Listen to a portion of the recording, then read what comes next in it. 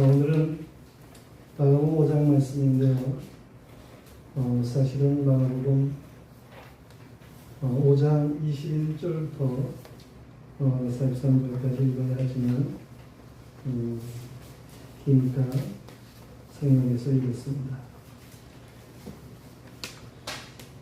세상의 사람들이 올 때에 마음대로 온 사람은 한 사람도 없습니다. 태어남이 있어서 자기가 태어나고 싶어서 태어난 사람은 없다는 말이죠. 마찬가지로 죽음도 마음대로 할 수가 없습니다. 죽고 싶다고 해가지고 죽어주는 것도 아닙니다. 물론 자살할 수 있죠. 그러나 어렴풋이나마 죽을 날이 다가오고 있다는 것도 이제 사람들이 알고 있는데, 어쨌든 이 사람들이 자기의 목숨을 더 연장시킬 수 없고 죽음의 순간에 대해서 무능한 것이 사람입니다. 이 삶과 죽음이 사람의 손에 달린 것이 아니다라고 하는 것이에요. 그러므로 사람은 절대자이신 분, 다시 말해서 우리의 생사화복을 주관하신 하나님께 삶의 전체를 맡기고 살아가는 것, 그것이 지혜인 것입니다. 일반적으로 사람들은 더 살고 싶어 하지요. 요즘에 평균 수명이 75세쯤 되거나 77세 그쯤이라고 생각을 해도, 예전에는 한 60, 그 정도면 벌써 세상을 떠나시고 그러셨는데 70이 넘어 평균 수명을 가져도 더 살겠다. 어제 어떤 마라톤 하는 할아버지 97세라고 하시는데, 그런데 그분 말씀하시는 걸 보니까 한 170세까지 살고 싶으시다. 그런 말을 들으면서 사람이 이 살고 싶은 이런 마음, 욕심이라고 할까, 이것이 끝이 없구나, 그런 생각을 했습니다. 일반적으로 사람들은 이렇게 더 살고 싶어 한다고 하는 거예요. 자신이나 다른 사람에게 죽음이 있을 때에 모두가 다 슬퍼하게 되고 그렇죠. 사랑하는 사람이 죽을 때는 그 슬픔을 감당하기가 어렵습니다. 그런데 오늘 말씀에 보면 사랑하는 딸이 죽어가는 모습을 지켜보는 한 아버지에 대해서 말씀을 하고 있어요. 그 아버지는 유대 회당의 회당장인 야이로였어요. 회당장 그러면 이 유대 사회에서는 나름대로 인정을 받는 사람입니다. 회당이 하나님을 섬기는 그러한 장소예요. 회당에서는 하나님의 말씀을 가르치는 그러한 장소에 예배드리는 장소이고 그렇습니다. 그런데 거기에 회당장이니까 오늘날로 말하면 교회 당회장 그렇게도 얘기를 할 수가 있지 않겠나 그런 생각을 하게 됩니다. 이런 회당장인 야이로 지역사회에서 존경을 받는 유대인 어른이죠. 그런데 그의 딸 10살 먹은 딸이 있는데 그 사랑스러운 딸이 지금 죽어가고 있다라고 하는 거예요. 아버지들은 딸 바보이죠. 딸을 사랑스럽게 생각하게 되고, 물론 아들도 사랑하지만 어린 딸이 얼마나 사랑스럽습니까? 그런데 그런 딸이 죽어가고 있는 거예요. 이 회당장 야이로는 죽어가는 딸을 살리고 싶었어요. 이 회당장 유대교에 아주 열심히 있고 적극적인 그러한 사람임에도 불구하고 저런 딸이 죽어가는 일에 있어서 속수무책이죠. 어떻게 하면 딸을 살릴 수 있을까? 그가 많은 마음을 쏟겠습니다. 그런데 소용이 없죠. 어떻게 할 가능성이 없는 것. 이 구약 율법을 철저하게 따르는 사람의 모임의 장소를 주관하는 사람임에도 그는 참으로 무능했다고 하는 것. 그 당의 예배라고 하는 것은 이 율법 중심의 예배, 유대인들이 그 신앙생활을 한다고 하는 것이 율법 중심의 신앙 삶이었어요. 죽고 사는 문제의 능력에 대해서 저들은 무능했습니다.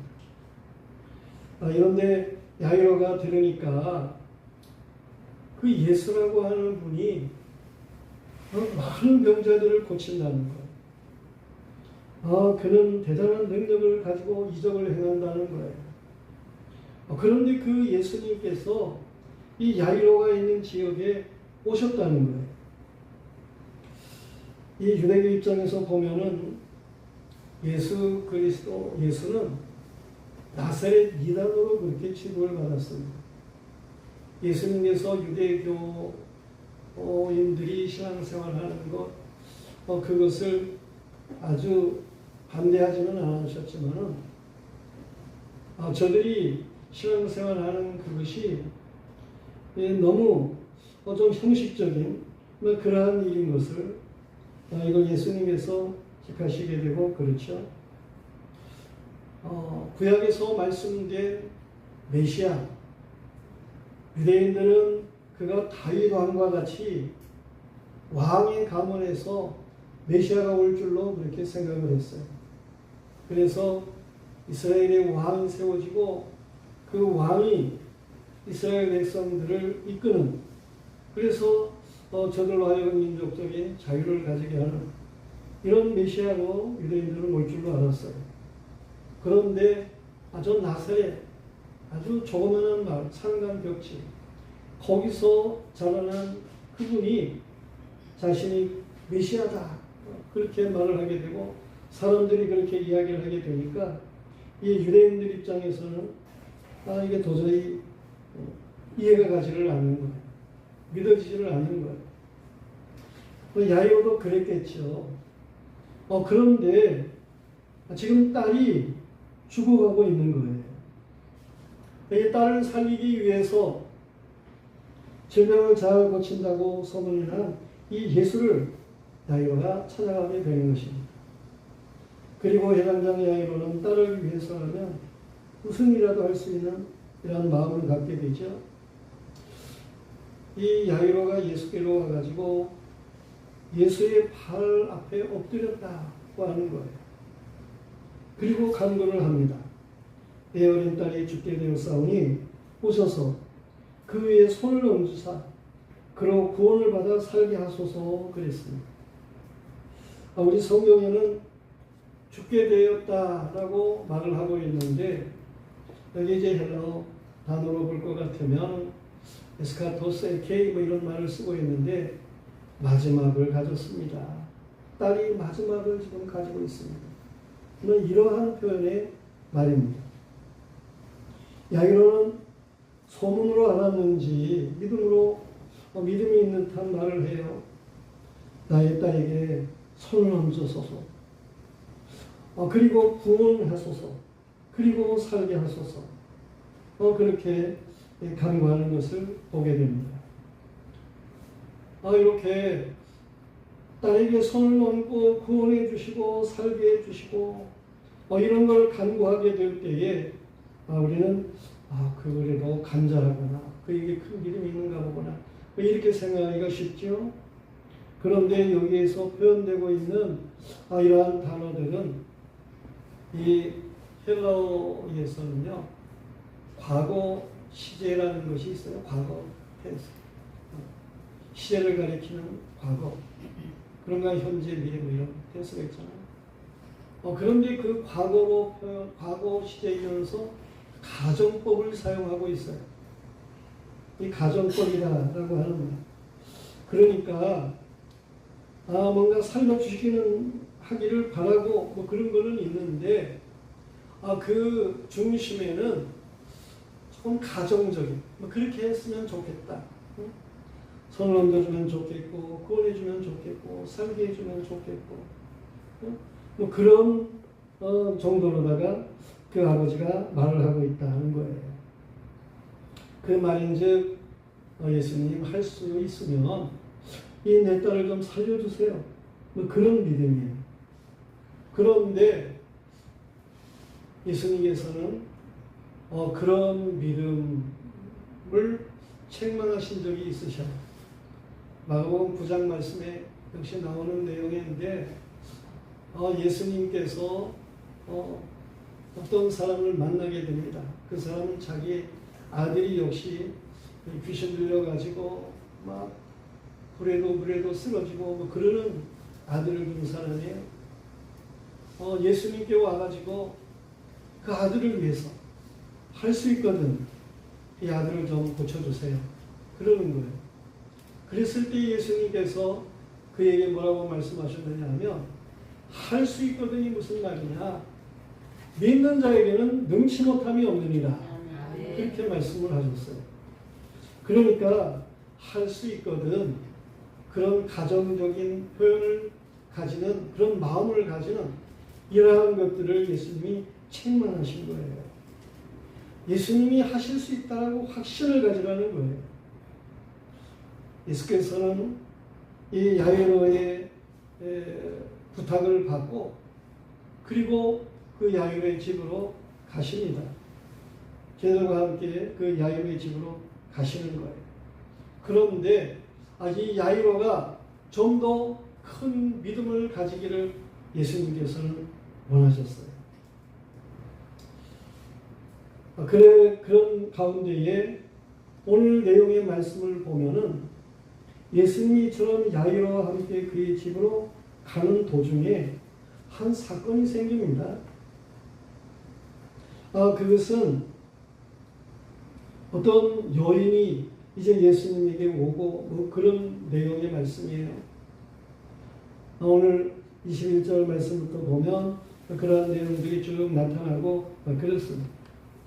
그런데 이러한 일이 있게 되는 것이 이게 우연이 아니에요. 벌써 예수님께서는 이 야이로가 큰 믿음을 가졌으면 좋겠는데 그 야이로를 어떻게 하면 큰 믿음을 가지게 할까? 뭐 이러한 마음이 있었는데 그 여인을 이제 보내신 거예요. 그래가지고 이 야이로로 하여금 큰 믿음이 있게 하는 뭐 이런 일들이 있다라고 하는 말씀입니다. 그러니까 오늘 이 야이로의 문제 이런 것과 그 어떠한 여인의 문제가 이게 별개의 문제가 아니에요. 뭔가 여기에는 하나님께서 하시고자 하시는 그 뜻이 있으신 그러한 내용의 말씀인 것입니다. 오늘 이처럼 주어지고 있는 말씀을 보면 첫째로 우리가 생각할 수 있는 것은 예수께서는 그 능력이 자기에게서 나가신 것을 알리시는 그러한 일이 있으십니다. 제자들과 함께 야이로의 집으로 행하시던 주님께서 발걸음을 멈추시고 말씀을 하십니다. 누가 내 몸에 손을 댔어? 그가 누구냐? 그렇게 말씀을 하시는 거예요. 베드로가 있다가 아니 이렇게 많은 사람들이 따르고 있는데 뭐 서로 예수님에게로 가까이 하려고 막 이렇게 밀려들고 뭐 이러는 일들이 있는데 주여 우리가 밀려듭니다. 이렇게 많은 사람들이 그래서 보고 뭐 그럽니다. 뭐 조중에 누가 한 사람 어떤 사람들이 예수님에게 손을 댈 수도 있겠죠. 뭐 그런 얘기죠. 그런데 예수님께서 말씀을 하셔요. 누가복음 8장 46절 말씀입니다. 다 같이 한번 읽어보겠어요. 예수께서 이르시되 내게 손을 댄 자가 있도다. 이는 내게서 능력이 나간 줄을 알미로다. 능력이 나간 줄을 알미로다. 라고 예수님께서 말씀을 하시는 거예요. 그때 예수에 들어와가지고 옷자락을 만지면 고침을 받겠다는 믿음을 가진 여인이 있었어요. 그는 12해 동안이나 몸에 이렇게 피가 흐르는 혈류병이 있었던 그러한 여인이었어요. 참으로 예수님의 그 옷에라도 손을 대며 그러면 내 이 혈루병이 고쳐지리라. 막 그러한 마음을 가지고 예수님에게로 온 거예요. 사람이 많지요. 막 그래가지고 예수님에게로 가까이 가려고 하니까 얼마나 많이 힘이 들었겠습니까? 그럼에도 불구하고 여인이 힘써서 예수님에게로 가까이 갔어요. 여인들이 더군다나 혈루병이 있는 사람이 예수님에게 손을 대 부정하게 된다라고 하는 일이 알려지기라도 하면 그러면 문제일 수도 있어요. 그렇지만 어떻든 이 여인에게는 예수님의 옷자락이라도 손을 대면 그러면 내 혈루병이 나으리라. 이러한 믿음을 가지고 예수님에게로 가까이 나가게 되고 결국 예수님의 옷자락을 만지게 되었다고 하는 것입니다. 예수님이 누가 내 옷에 몸에 손을 대느냐 이렇게 말씀을 할 때에 그 여인이 놀랬겠죠. 그래 망설이고 있었겠죠. 그러다가 더 이상 숨길 수가 없어서 그래서 예수님에게 제가 예수님의 옷에 손을 댔습니다. 말을 했겠죠. 그리고 그에게 있었던 그런 모든 내용들을 얘기했겠죠. 어쨌든 예수님께서는 자신에게서 능력이 나간 줄을 알으셨어요. 그리고 그것을 말씀을 하시는 거예요. 중요한 것은 믿음 없는 회당장 야이로 그가 보다 더 큰 믿음을 가지기를 예수님께서 바라심이었어요. 성도들이요, 모든 능력이 주님께로부터 오는 것입니다. 주님께는 모든 능력이 있으십니다. 우리는 이 사실을 확신하는 이런 믿음의 사람들이 되어야 되는 거예요. 이 능력이라고 하는 말을 영어로는 파워 그러죠. 힘. 그런데 이 파워로 표현되고 있는 헬라어 단어가 세 가지가 있습니다. 거기에 첫째로 요한복음 1장 12절 말씀인데요. 우리가 잘 아는 말씀이지만 한번 읽어보겠습니다. 용접하는 자, 곧 그 이름을 믿는 자들에게는 하나님의 자녀가 되는 권세를 주셨습니다. 이 권세, 영접하는 예수 그리스도를 영접하는 자들, 그들에게는 하나님의 자녀들은 권세를 주신다는 거예요. 이 권세라는 말이 역시 파워라는 그러한 단어로 되어 있습니다. 헬라어는 엑수시아 그럽니다. 하나님의 자녀 되는 권세. 하나님이 천지의 주제이신데 그의 자녀, 어떠한 유명한 사람의 자녀, 그래도 그 자녀는 사람들의 다른 친구들에게 뭔가 좀 달라 보이고 이러한 일들이 있잖아요. 그런데 우리는 예수 그리스도를 영접한 자이고 하나님의 자녀인 것입니다. 이 권세를 우리는 알아야 되는 거예요. 하나님이 우리에게 이런 권세를 주셨다라고 하는 것을 알아야 돼요. 하나님의 자녀들은 마귀가 건드리지를 못합니다. 하나님의 권세가 있는데 하나님의 자녀인데 하나님 앞에 이 벌을 받을 것인데 그런가 하면 이 하나님께서 주시는 권능이 있는데 사도행전 1장 8절 말씀입니다.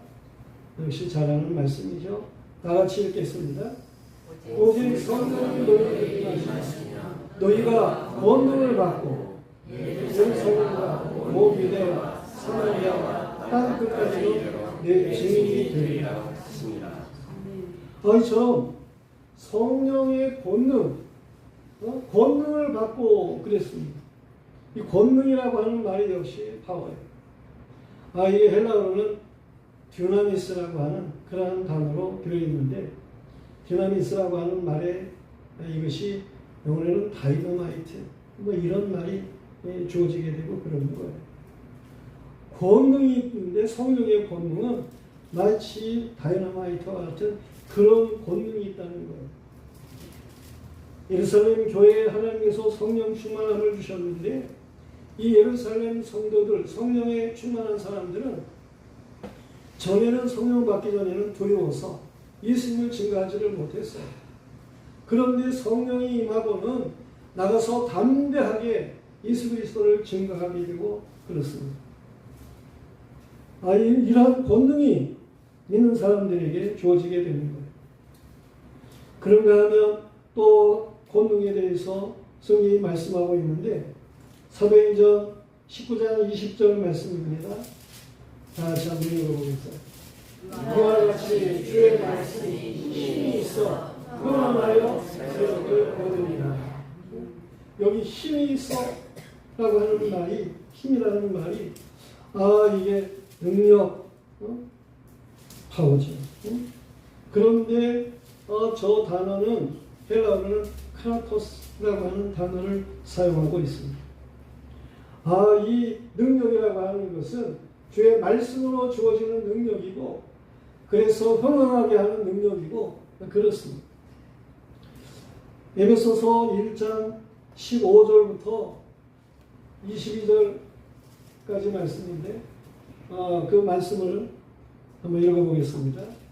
이로 말미암아 주 예수 안에서 너희 믿음과 모든 성도를 사랑을 받아들고 내가 기도할 때에 기억하며 너희로 말미암아 감사하게 짓지 아니하고 우리 주 예수 그리스도의 하나님 영광의 아버지께서 지혜와 계시를 너희에게 주사 하나님을 알게 하시고 너희 마음의 눈을 밝히사 그의 부르심의 소망이 무엇인지 성도 안에서 그 기억의 영광의 풍성이 무엇인지 그 힘의 기억으로 역사하심을 따라 믿는 우리에게 베푸신 능력의 지극히 크심이 어떠한 것을 너희로 알게 하시기를 원한다.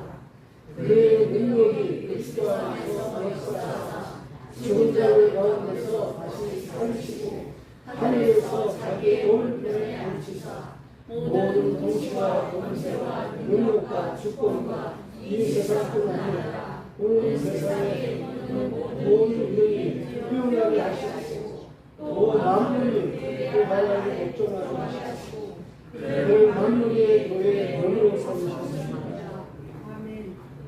하나님께서 우리에게 주시는 능력, 이 계시의 정신에 대해서 말씀을 하시는 것인데 이 계시의 능력은 통치의 능력과 같은 아주 지혜로운 능력, 세상을 이기는 능력인 것을 말씀을 하고 있어요. 이처럼 예수 그리스도 안에 있는 자들에게는 권세를 주시는 하나님의 자녀의 권세, 성령의 권능, 그런가 하면 흥황하게 하는, 통치하는 권세, 이러한 크라토스의 능력을 주신다고 하는 말씀입니다. 특별히 예수 그리스도는 누구십니까? 히브리서 2장 14절부터 16절까지 읽어보겠습니다. 자녀들은 혈과 육에 속하였으니 그도 또한 같은 모양으로 혈과 육을 함께 지니시니 죽음을 통하여 죽음의 세력을 잡으면서 곧 마귀를 멸하시니 또 죽기 위해서 한평생에 정로를 타는 모든 자들을 도와주게 하시니 이는 확실히 천사들을 붙들어주게 하시니 아니요 오직 아브라함의 자손을 붙들어주게 하시니라. 마귀를 멸하게 하는 이런 권세를 주신다는 거예요. 종로로 타는 데서 자유함을 얻게 하는 이러한 능력을 주신다는 거예요. 아브라함의 자손들을 붙들어 주시기 위해서 하나님께서는 예수 그리스도 안에 능력을 주신다고 하는 사실입니다. 우리는 이처럼 예수 그리스도 안에서 주어지는 이 능력의 사람들이 되어야 하는 것입니다. 예수님은 그 능력을 가지기를 원하시는 거예요. 야이로, 너 딸을 고치기를 원하지만 내가 그렇게 할 수 있는지 확신하지 못하고 그저 가능하면 가정법을 사용해서 가능하면 이러한 마음을 가지고 행하는데 내게서 능력이 나간 줄을 알아라. 예수님께서는 이 사실을 분명하게 하시기 위해서 그 여인이 손댄 것을 그걸 찾아내시는 그리고 능력이 나갔음을 말씀하시는 일이라고 하는 사실입니다.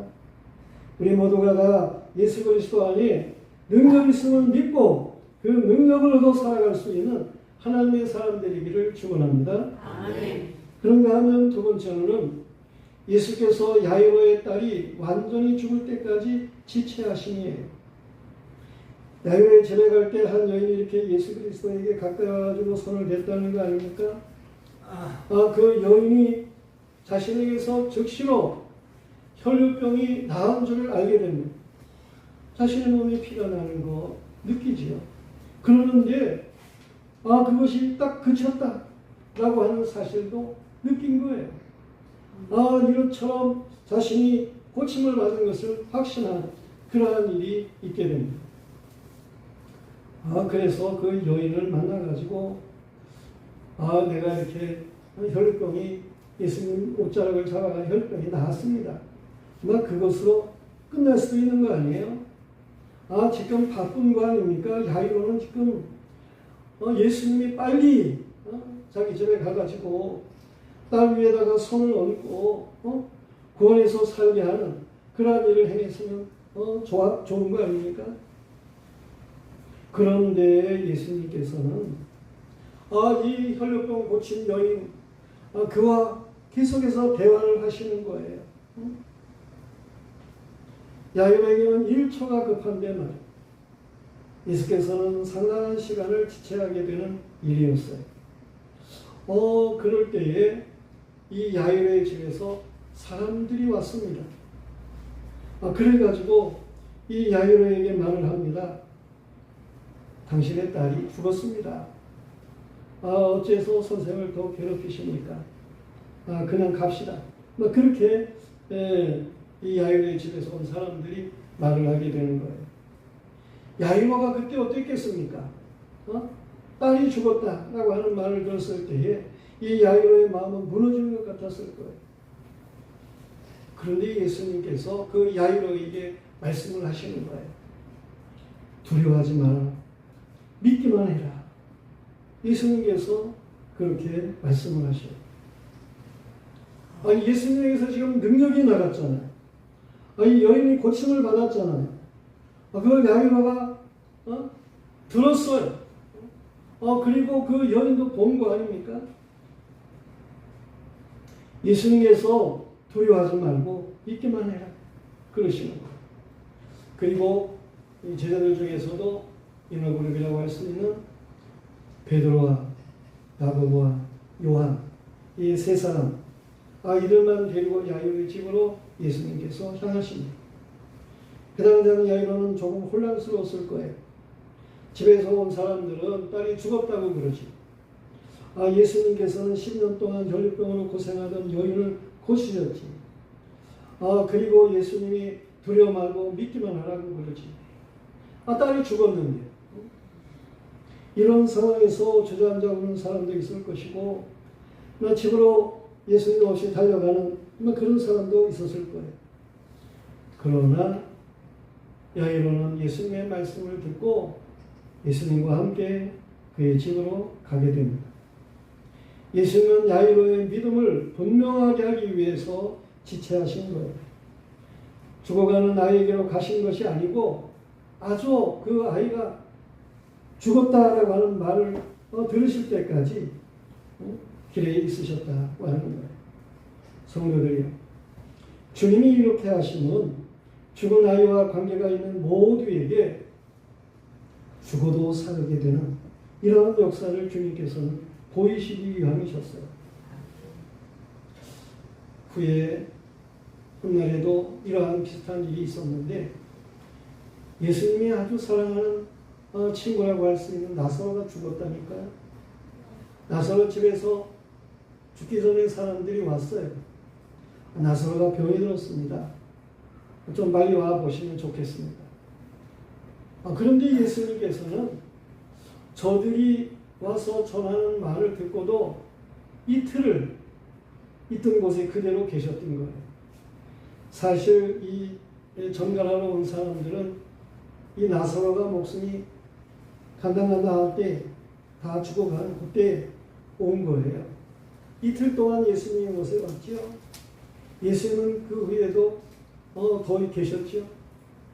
그래가지고 예수님이 나중에서 이제 나사로를 찾아가게 되잖아요. 나사로가 죽은 지가 나흘이나 된 거예요. 그래서 이미 장사를 다 지냈어요. 그랬을 때 예수님께서 나사로의 집에 가게 되는 거죠.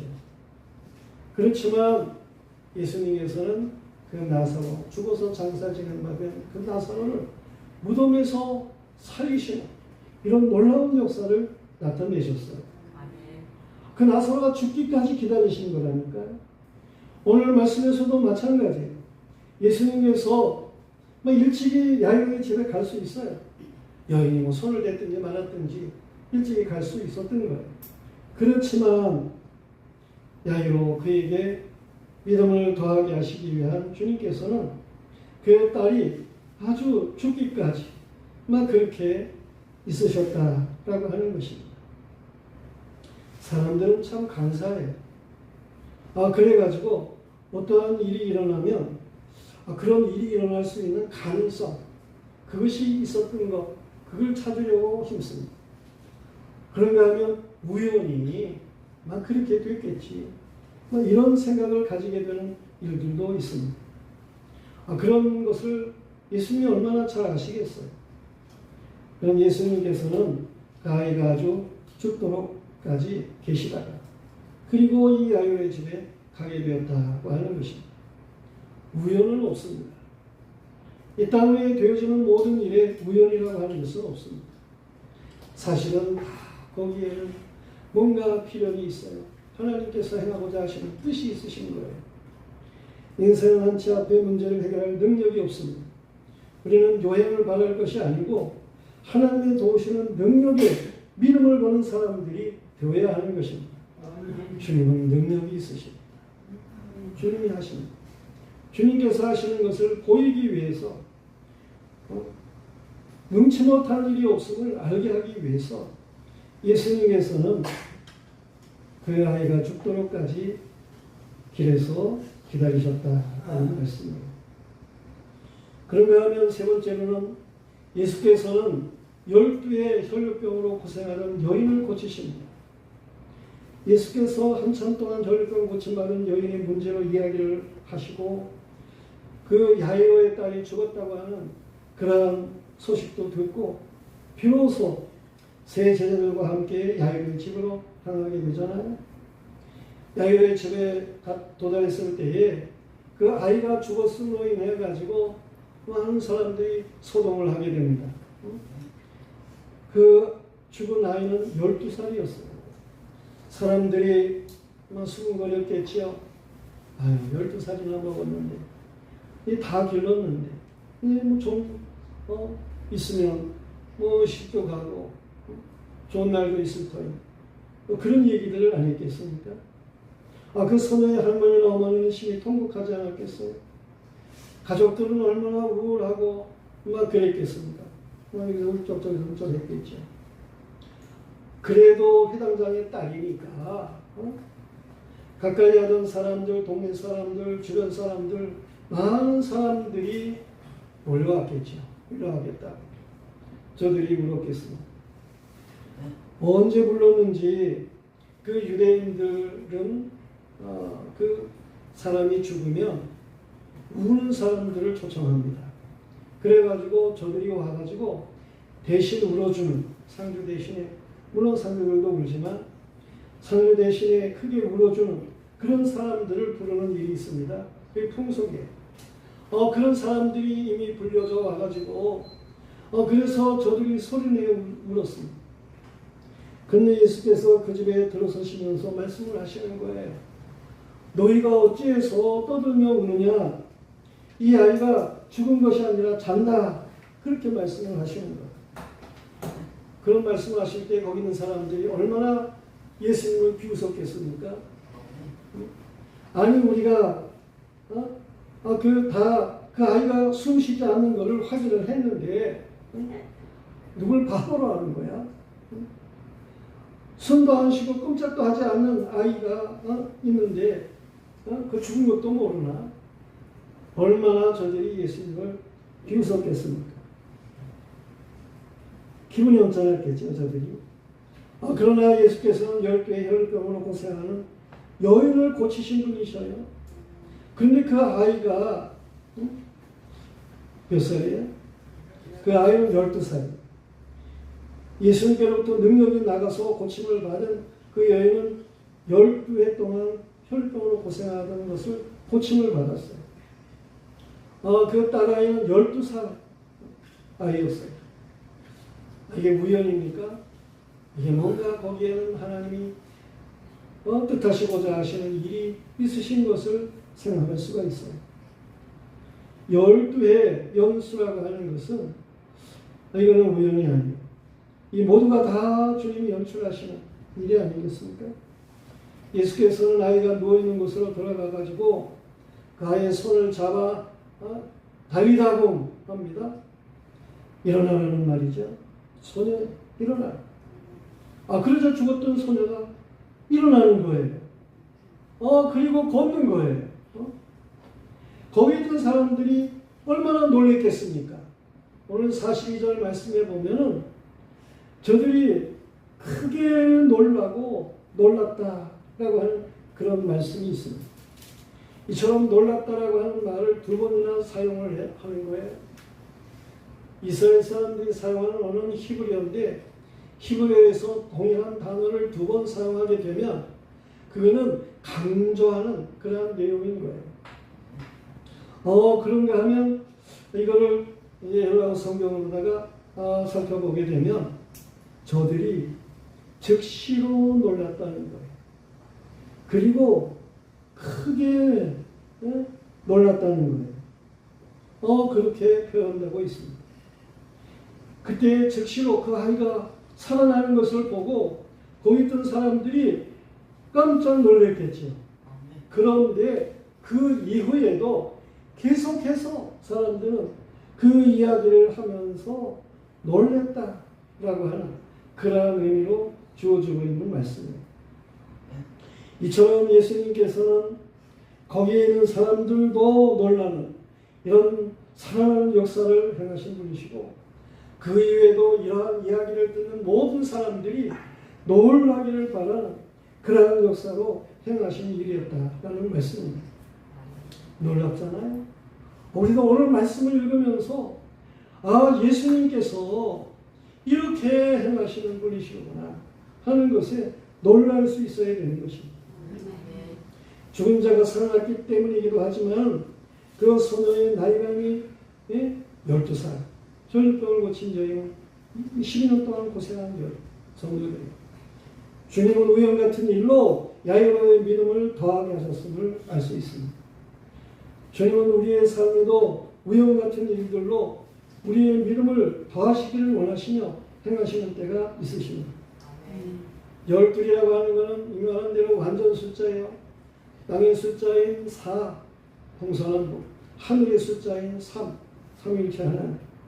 그래가지고 이것을 곱하게 되면 12 그렇게 되는데 12이라고 하는 것은 선택의 완전 숫자로 성경은 말씀을 하고 있는 거예요.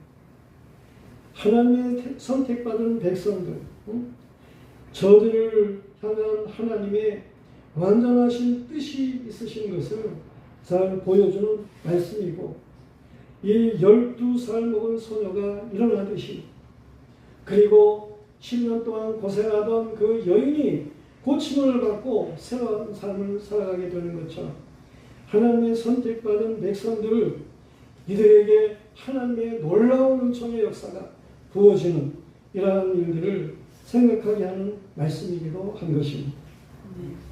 말씀을 정리하면 죽었던 딸을 산자로 받은 야이로 그가 얼마나 기뻤겠습니까? 야이로는 정말 정신이 벙벙할 정도로 놀랐겠습니다. 울고 불고 하던 야이로는 주님을 만나 간구함으로 이러한 놀라운 역사가 있게 되는 거예요. 이 장례식과 같아야 할 그 집에 일들이 잔치집으로 변하는 이런 놀라운 역사가 있게 되는 것입니다. 야이로는 외쳤을 것입니다. 예수님이 능력의 주님이십니다. 예수께서 죽은 자를 살리셨습니다. 예수께서 선택하시고 온전하게 하시는 분이십니다. 주님께 맡기세요. 죽음이 삶으로 변화가 일어날 겁니다.